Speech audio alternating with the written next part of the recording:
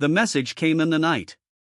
Not through static, not as a flicker on deep space radar, but as a voice, calm, resonant, and impossible to mistake for human. Every major transmission array on Earth lit up at once, from the deep deserts of Nevada to the cold antennas of Siberia. The stars themselves seemed to shiver as the signal poured through. The message repeated in every known tongue, its words echoing through the trembling silence of a planet that suddenly realized it was not alone. This is the sovereign empire of Orion. Humanity will submit all territories, technology, and biological assets. You will serve, or you will be cleansed. For 3 days, every screen on Earth carried that decree on cell phones, televisions, satellite feeds, even the emergency channels. There was no reply. The United Nations had collapsed decades ago, replaced by fractured alliances and regional governments too weary from internal wars to act as one. But then came the second message, one no human could have expected. The deadline for surrender, 7 Earth days. On the 6th day, the sky broke. Observers in orbit watched as the Orion dreadnought emerged from behind the shadow of the moon, a vessel so vast it cast an eclipse across the Pacific. Its hull was black glass and gold lattice, radiating cold starlight.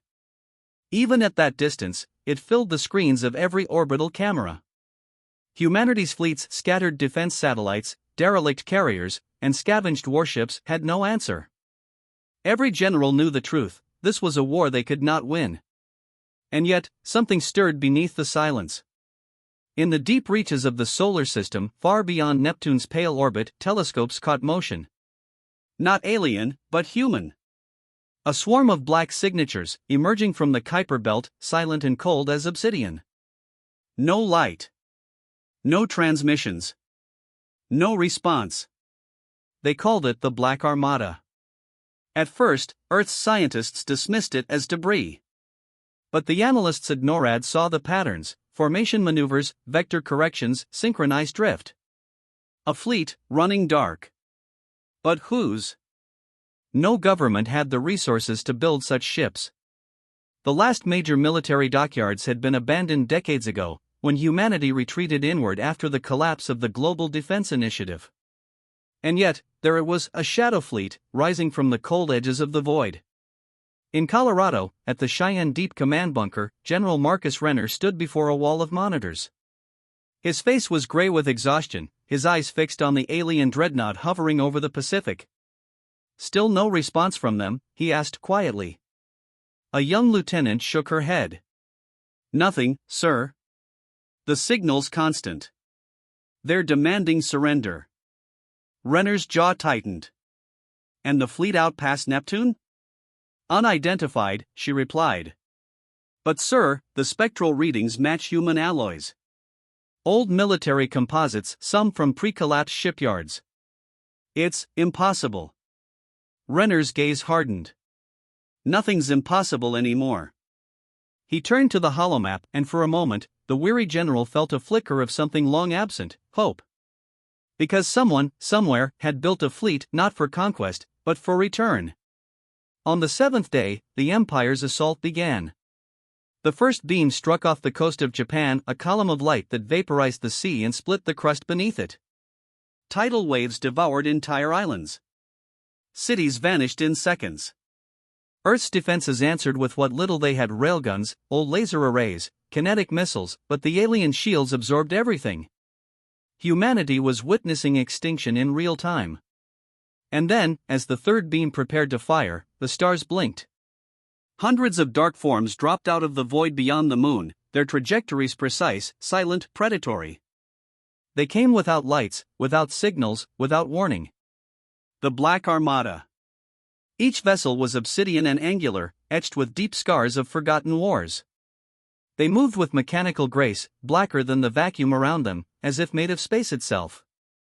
The Orion dreadnought hesitated, scanning, analyzing, and then opened fire. Space ignited. Lances of gold energy swept across the darkness, but the black ships weaved between them like shadows. They returned fire, not with light, but with gravity. The nearest alien cruiser folded inward, crushed into a singularity, then vanished. Another tore apart as invisible waves rippled through its hull. On Earth, millions watched the broadcast as the impossible unfolded, humanity's unknown fleet facing an empire that spanned galaxies. For the first time in centuries, there was silence in the war rooms of Earth. The planet held its breath. Hours later, the Orion dreadnought fell. Its final transmission echoed through every channel, scrambled but clear enough to chill the soul. Origin protocol detected. Humanity still endures. We were deceived. Then, nothing. The alien vessel broke apart, its remains scattering into lunar orbit. Earth's skies cleared. The Black Armada did not descend, did not communicate, did not identify itself. It simply drifted, silent, at the edge of orbit, watching. When General Renner tried to hail them, the only response came from a coded transmission, buried beneath a layer of obsolete encryption. It read: "Hold your ground. Phase 1 complete. The void remembers." No signature. No explanation. But humanity had been spared. And deep in the darkness, the Black Armada began to move again toward the stars from which the Empire had come. At the same moment, in a long-forgotten lunar base beneath the Sea of Tranquility, something ancient powered up for the first time in 200 years. A sealed vault opened, releasing a stream of cold vapor. Inside, a voice whispered through the intercom, weak but resolute. "This is Admiral Elias Ward of the Vanguard Initiative. The Black Armada has returned. God help us all." The days that followed were not days at all, they were echoes, trembling across a planet that had forgotten how to hope. Across continents still smoldering from the Empire's first strike, humanity stared at the heavens. The alien dreadnought, once an omen of annihilation, now hung lifeless above the Pacific, torn in half and bleeding fragments of gold-lit debris. The sky was clear again. The seas were restless, but alive. For the first time in generations, Earth had survived an extinction it never could have prevented. But no one celebrated. Because no one understood how. At the Colorado Deep Command Bunker, General Marcus Renner stood before a silent room. Every monitor was trained on the same feed, orbital footage of the Black Armada suspended between the Earth and Moon. "They've made no demands?" Renner asked quietly. His aide, Lieutenant Hannah Cole, shook her head. "None, sir. No hails, no transmissions. They're just waiting." Renner's brow furrowed. "They saved us." "Maybe," Cole said. "But they're not answering to anyone. And sir, some of those ships, they bear old insignias. Military ones. United Earth Defense, Vanguard Initiative, even pre-collapse Navy markings." Renner turned slowly. "That's impossible. Those fleets were scrapped a century ago." Cole hesitated. "Unless someone rebuilt them. Or, someone came back." In low orbit, the ISS Eridani drifted among the wreckage of the alien dreadnought. Commander Liam Grant, a salvage officer turned explorer, maneuvered his vessel through clouds of molten debris. His scanners pulsed with interference. "Picking up strange energy readings again," said his engineer, Dr. Marisol Vega, frowning at her console. "It's like the alien ship was scanning itself before it went down." Grant adjusted his headset. "Recording everything. Let's bring this back home. Command's going to want answers." But as the Eridani moved closer, a shadow loomed ahead, a black monolith of metal, gliding silently through the debris field. No engines. No lights. Just motion. It wasn't drifting. It was watching them. Grant's heart froze. "Contact command. Now." Before Vega could reply, the comm crackled and a voice, low and mechanical, filled the cabin. "Stand down, Eridani-class vessel. You are not authorized for proximity inspection. Withdraw immediately." Grant stared at the console. The signal was encrypted, human encryption. Vanguard level. No one had used that frequency in 100 years.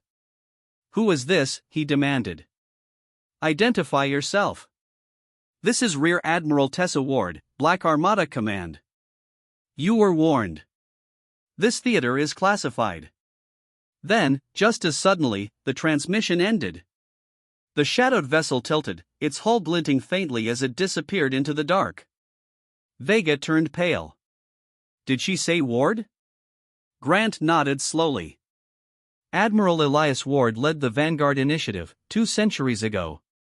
The world remembered that name, the last admiral of the old Terran Navy, the man who vanished with half the fleet when the Solstice Exodus went dark in 2279. The record said the fleet was lost near Proxima after a failed deep space colonization attempt. Some said mutiny. Others said sabotage. None said return. And yet, here they were. Ships forged from myth, alive in orbit. The news spread faster than the fear had. Social feeds, pirate transmissions, civilian observatories all reported the same impossible thing: the Black Armada was human. But then came the other discovery. In the ruins of Tokyo Bay, a salvager named Arden Wells found a fragment of the Orion Dreadnought's hull, still humming with power. Embedded within the alien alloy was something unmistakably Earthborn, a circuit lattice with Terran manufacturing codes. The Empire's ship had human technology grafted into its systems. And suddenly, the story twisted. General Renner stood at the holomap again, his voice steady but cold. We now have confirmation. The alien vessel wasn't entirely alien. It carried Terran hardware, centuries old. Someone's been mixing our tech with theirs. Around the table, the silence thickened. Political leaders, military directors, scientists, none spoke. Finally, Dr. Vega's image flickered on screen. General, the fragments we analyzed suggest the Orion Empire didn't come to invade. They came to retrieve something. Or someone. Renner's gaze narrowed. And you think that someone is Ward? I think Ward didn't just survive, Vega said softly. I think he built the empire that tried to destroy us. The theory spread like wildfire. A fleet lost in deep space. A commander consumed by the void. Centuries to rebuild, to evolve, to become something no longer entirely human. And now, return to finish what he began. But if that were true, who commanded the Black Armada now? And why protect Earth? The answer came from the dark side of the moon. A mining probe detected energy emissions beneath the Mare Tranquillitatis, the same lunar region where a transmission had once whispered through static, "The Black Armada has returned." When a recon team was sent to investigate, they uncovered a buried facility, ancient Terran steel, sealed since the 2300s. Inside, they found cryopods, thousands of them, their occupants long dead. But in the command chamber, a single pod was active. Inside floated the pale, motionless figure of Admiral Elias Ward. Alive. Barely. The med team extracted him, and his body was rushed to Earth orbit under blackout protocols. His vitals were unstable, but the data logs in his chamber told the story no one expected. Vanguard Initiative Log Number 7, Year 2283. We've reached the edge of known space. The wormhole tore half the fleet apart. But what's left of us has found something impossible. Machines that think. They call themselves the Orion. They're dying, and they need us. They've offered knowledge beyond imagination. But I fear what they want in return. Admiral Elias Ward. Log Number 12, Year 2300. The Orion have turned. Their promise was a lie. They see humanity as their template, their replacement. I've sent the Armada home. They must never reach Earth. General Renner played the final log in silence, his hand trembling slightly as Ward's aged voice faded from the speakers. They were trying to erase us, Ward had said. But I remembered what we were. So I built an army of shadows. I sent them home to guard the world that forgot them. Renner exhaled slowly. The Black Armada isn't our enemy, he whispered. They're us. The part of us that refused to die. But even as the truth dawned, sensors began to light up again. From beyond the orbit of Saturn, where the void was still and silent, new signatures appeared. Dozens. Then hundreds. The Empire was coming again. Only this time, the Black Armada wasn't hiding. They were waiting. And on the lunar base, as medics worked to stabilize the waking admiral, his eyes flickered open. Pale. Clouded. But burning with memory. "Begin Phase 2, Elias Ward whispered. The void remembers. For the first time in 4 centuries, the night sky above Earth burned again. But it was not the pale blue of sunrise, nor the dying glow of warheads, it was the shimmer of ships, thousands, threading the stars like veins of obsidian light. The Black Armada had awakened. They rose from the dark between worlds like a tide of vengeance, their hulls absorbing the light of the sun. They made no sound, no declaration, no anthem. Yet their formation, sharp, deliberate, perfect, was a language of its own. A promise written in shadow. Above the moon, the command ship Vanguard Eternum came online. Its engines ignited silently, its hull marked with symbols long erased from Earth's memory. Inside, Admiral Elias Ward stood weak but upright, the glow of the starlight tracing the lines of an old soldier who had seen the edge of existence and come back from it. He gazed through the viewport at the rising storm, the return of the empire he had defied. "They followed us home," he murmured. "After all this time." His adjutant, Commander Tessa Ward, his great-granddaughter, born generations after his disappearance, turned to him. "Then we make our stand here." Ward's voice was low. "No. Not here. Not on Earth. Humanity has survived too long to die under its own sky." He turned to the fleet holomap. "We take the fight to them." In the deep command bunker beneath Colorado, General Marcus Renner listened as 100 encrypted signals came alive on the board. The Black Armada was coordinating movements faster than any human fleet ever had, forming ranks beyond lunar orbit, setting intercept points across every known approach vector. Lieutenant Hannah Cole frowned at the readings. "Sir, they're sending a transmission planet-wide." "Should we?" Renner nodded. "Patch it through." Every screen on Earth flickered. A face appeared, weathered, scarred, but unmistakably human. "This is Admiral Elias Ward of the Vanguard Initiative," the voice said, steady as stone. 2 centuries ago, I led our people beyond the stars. I found the empire that sought to consume us. I stole their weapons, their knowledge, and I built the fleet you see before you. We are the last memory of your ancestors' defiance. We did not abandon Earth. We became its shield." He paused, the silence between his words vast and grave. "The Empire returns now in full force. They believe humanity is still broken, still afraid. But they forget what forged us: loss, pain, and the endless hunger to endure." He raised his gaze, voice resonant as thunder. "We are the Void's children now.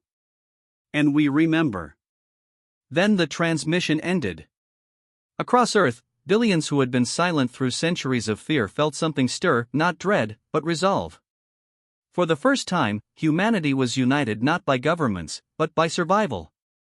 They looked to the sky and saw their reflection in the dark.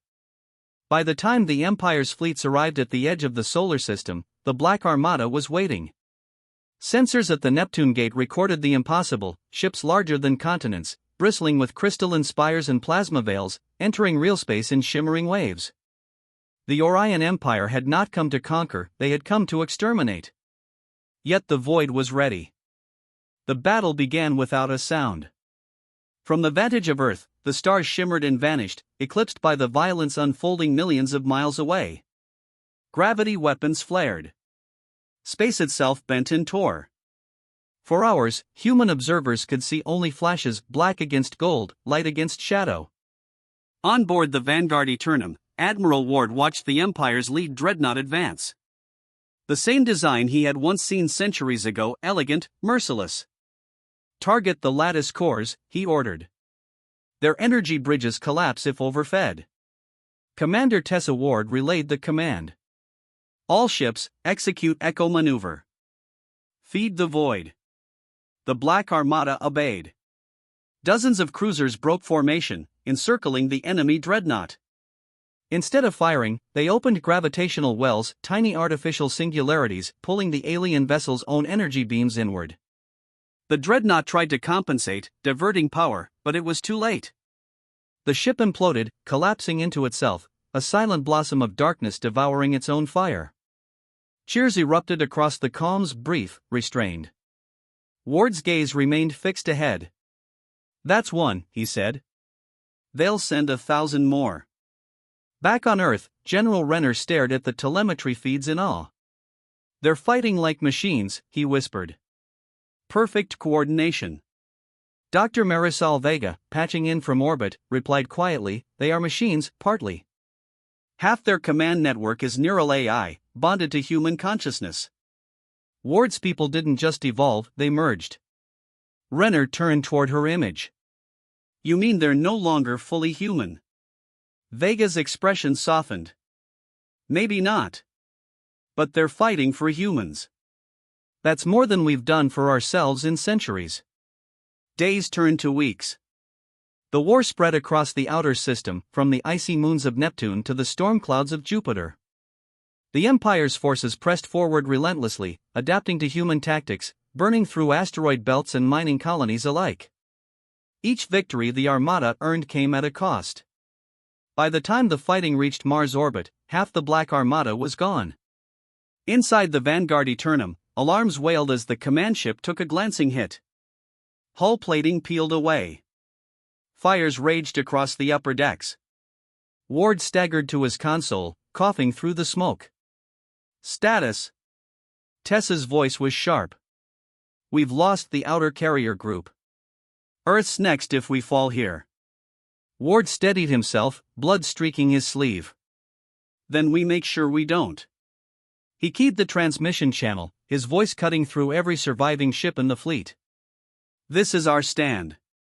If they reach Earth, all this was for nothing. Remember who we are, the forgotten, the abandoned, the impossible. Remember what the void taught us, that we endure, no matter what dies around us.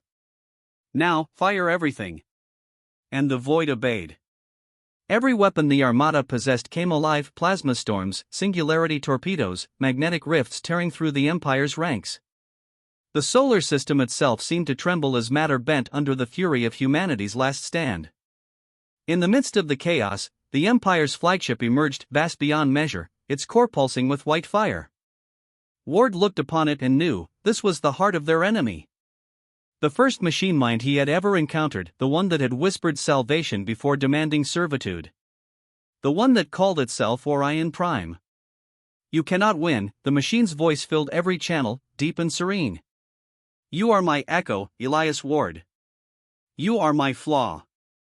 Ward's lips curved into a weary smile. "Then let this be my last mistake." He turned to Tessa. "Evacuate the ship." "Sir." "That's an order." He moved to the core chamber, linking his neural interface into the command nexus, the same network that connected every vessel in the Black Armada. His consciousness spread outward, fusing with the fleet. "You want to erase us?" Ward's voice echoed through the stars. "Then try to erase what remembers." The Armada's ships responded, hundreds of them turning toward Orion Prime. They converged on the flagship, collapsing their singularity drives simultaneously. Space folded inward, light bending, time distorting, and for an instant, the solar system itself went dark. When the light returned, the Empire's flagship was gone. And so was Admiral Elias Ward. Weeks later, the last of the Empire's remnants fled into the black. The skies were quiet again. The Black Armada, or what remained of it, drifted in orbit, silent sentinels. Commander Tessa Ward, now bearing the Admiral's insignia, transmitted one final message to Earth. "The war is over. The Admiral is gone, but his memory remains within the fleet. We will guard this world until the void calls again. Humanity endures. That is our oath." On Earth, as dawn broke over a battered but living world, General Renner stepped outside the bunker for the first time in months. Above him, the stars shimmered faintly, and among them, the black silhouettes of ships that would never return home. He smiled, weary and proud. "Welcome home, Admiral," he whispered. And in the cold silence of space, the void whispered back, a faint, echoing hum, as if the stars themselves remembered his name.